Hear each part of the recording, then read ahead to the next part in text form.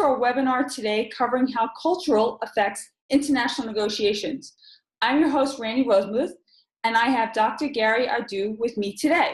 Gary has been teaching, researching, and consulting in the area of international human resource management for over 25 years. His research focus has been in the area of expatriate adjustment and training, repatriate reintegration, and global leadership. He has published over 40 articles and book chapters on these topics and has been invited to speak on these topics at universities and at business conferences in Europe, Canada, the US, and in Asia. Today we'll be talking about culture and international negotiations. So welcome, Gary. Thank you. The first question I have is, what is culture? Can you define this for us? Sure. The typical definition of culture is a group of people that share similar values and beliefs, and those values and beliefs then generate a shared set of perspectives and behaviors that are acceptable in that culture. The thing you have to be careful about is that these are stereotypes, and though they may apply to most of the people in the country, they do not apply to everyone. There's always some individual variation. The example I give is, for example, in France, a country that is known for people that love and appreciate good, fine food. The younger generation, there are many that have no problem going to McDonald's and enjoy that food also. So you just have to be careful that you don't stereotype the individuals that you're negotiating with in a negotiation context and assume that they are going to act like the stereotypes that are typical of that country. Yes, very interesting. So how does culture affect negotiating in foreign countries? It really has a complicating factor effect. So even within your own country, negotiations can be challenging, but when you go international, there are some different expectations and different assumptions that need to be made.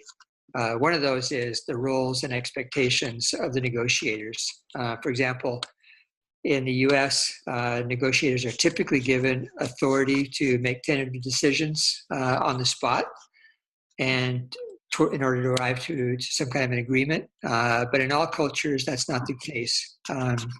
In hierarchical cultures, often the individuals that are there in the negotiations are more acting as information gatherers. And so they will not be able to make decisions on the spot. They will have to take information back to their hierarchy and share that with them. And the whole process is complicated and becomes much more iterative than conclusive at the time that you're doing negotiations.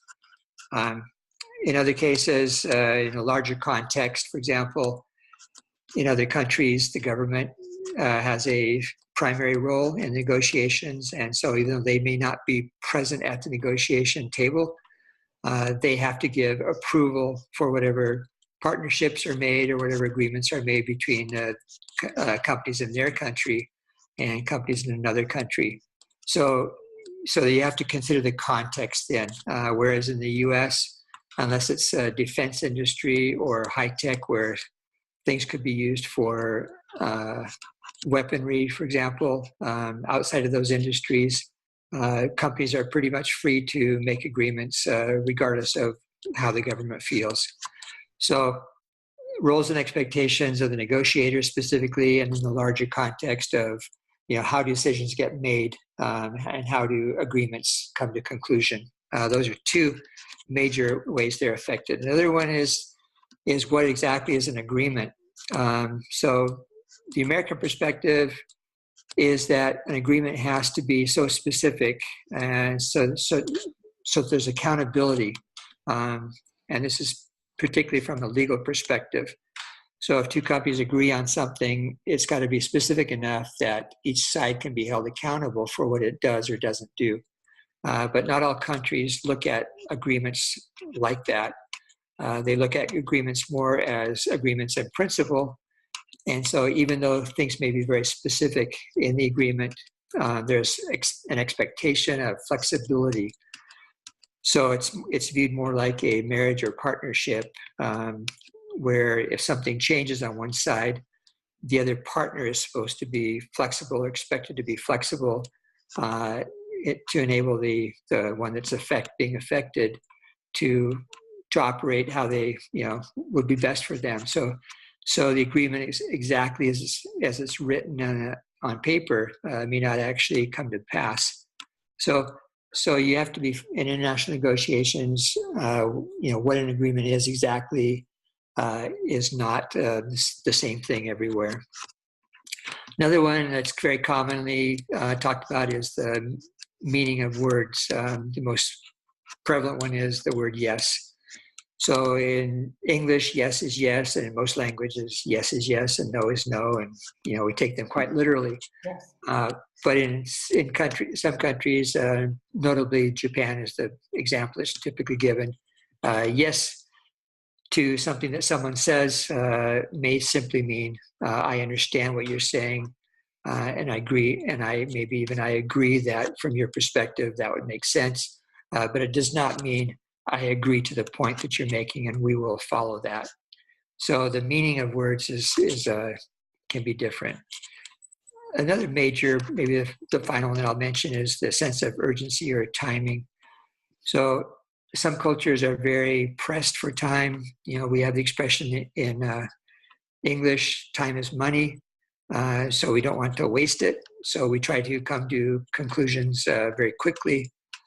And other countries, partly as an effect of what I already mentioned about the approval process, they have more time, and they expect the development of the agreement to take place over a longer period of time, because they want to make sure that they can trust the company that they're dealing with, and they also want to make sure that all the partners that are involved in enforcing the agreement that they are on board. So the sense of timing and urgency to come to an agreement can be quite varied across cultures. The U.S. being one of those that tries to get them done very, very quickly, and Asian countries are those that typically will stretch them out over a much longer period of time. So what normally would take maybe weeks in the U.S. might take months elsewhere. What might take months in the U.S. might take years when dealing with an Asian country. Very interesting. A lot of differences between negotiating from the United States. So what are some challenges and pitfalls for people to avoid while abroad? Well, one of the first ones is, this probably should be obvious from what I've said so far, is that culture doesn't matter. That's a pitfall. Saying business is business, and saying that culture doesn't matter is a real pitfall for individual negotiators. So really, they need to find time to learn about the negotiator's culture and the company. That would be certainly a recommendation to make to avoid that pitfall, to recognize, first of all, that culture does matter, that it does influence negotiations, and I gave examples of that. And so to recognize that and to do some research. Also, a pitfall is, again, following from what I said before, is that the decision makers will be in the room. So often they're not in the room. Third pitfall is that thinking that all negotiators from country X, whatever country that is, will act the same and according to their stereotypes. So I touched upon that earlier in talking about what is culture.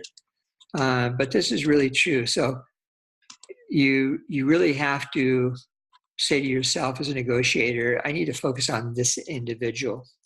So you have the background of what the stereotypes are, but then you look at the individual, you look at the behaviors very carefully, and over time, over the negotiation process, and analyze, how that person might be different. Are they a little more westernized in their thinking?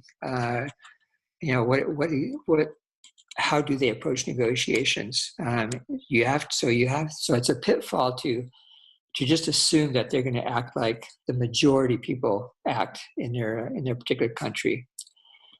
A fourth challenge is and this applies to all negotiations, international or domestic, is to figure out what their real interests are. So we often talk in negotiations about interests versus positions. So a position is market share. Position is quality control, percentage reject rate. Position is a price. Position is quantity. The interest is why that price? What is it about that price that allows that company to operate more effectively? What is it about the quality control approach they want that is important to them? What needs is it satisfying? So you have to find out what the interests of the company are, and it's a pitfall to assume that positions is the most important element of the negotiation. And again, international negotiations, finding out what their interests are is a little more complex than if it's a domestic, within culture type of situation. But it's nonetheless just as important. And finally, an efficient use of time. It's a pitfall to assume that an efficient use of time is to conclude an agreement quickly. Excuse me. An effective agreement is one where the interests of both parties are satisfied satisfactorily. And so to assume that an agreement is a good agreement because signatures are signed on the agreement is not an assumption that should be made, particularly again with foreign companies because of all the entities that might be involved in the approval process in a foreign country. So you just simply have to be aware that assuming that an efficiently done agreement in a short amount of time is going to be an effective agreement. That's true of domestic situations as well, but it's even more so in terms of degree of importance with international negotiations. Great. And can you give us a couple of tips on how to make negotiating easier or more effective? And you've kind of touched on that in your last answer, but do you have any couple of short tips? Yeah, so real quickly, do some research on the culture, do some research on the company, do some research on the individuals. You can often find out a lot of information on the internet. You can find out information from talking to companies in your industry that have maybe partnered with that company or those companies in the past. Get their take on it. So do your homework, do your due diligence. It's very, very important. Again, that can be complicated because information is not as readily available in foreign countries as it is in our own country, perhaps. So it's a challenge, but it's an objective that needs to be considered. Another one would be negotiate without rigid time constraints. If you have to convince your hierarchy that you need more time, that if they want an effective long-term partnership, then they need to allow for more time for the negotiation. And finally, maybe a third one would be flexible. Excuse me. So yes, you have to come into the negotiation with a plan. But you have to realize, again, that because of all the things that I've mentioned, the approval process, the entities involved in decision-making, the view of urgency, all of those things impact the negotiation process. And the environment changes. So you have to be flexible. And the fact that the environment changes on an international level is more important than domestic. You're within your country, things are more stable because they're more predictable and so forth. But when you move internationally, events can affect a country or a company that don't affect yours, but affect theirs. And so you simply have to be more flexible in your approach and in your perspective in making, drawing up an agreement with a foreign company. Absolutely. And I guess, lastly, what countries are most similar to the U.S. when you're negotiating, and what countries are most dissimilar to the U.S.? I'll talk in terms of stereotypes because that's really all we have time for anyway. But in general, the Anglo cultures, so United States, Canada, Australia, uh, England, Great Britain in general, have a more similar Anglo kind of cultural perspective. So those companies in those cultures would normally be more similar and therefore more easy to deal with. Countries that would be very, very different are ones that differ greatly in their terms of their cultural value system and beliefs. So those would be Asian countries, Middle Eastern countries, African countries.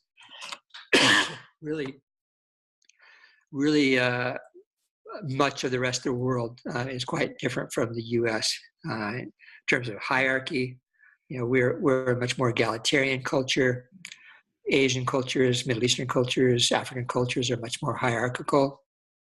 They are less willing to take risks than American companies in general. They're more collectivists, so what the group or the community, how things affect the community, how things affect the country, are much more consideration than they are in the U.S. So those would be cultural groupings where the differences would be much more pronounced and make coming to agreements and negotiations more challenging. Great. Well, this has been such a fascinating discussion, and I've learned a lot. So thank you. You're welcome. Dr. Oddou, and for sharing your information with us.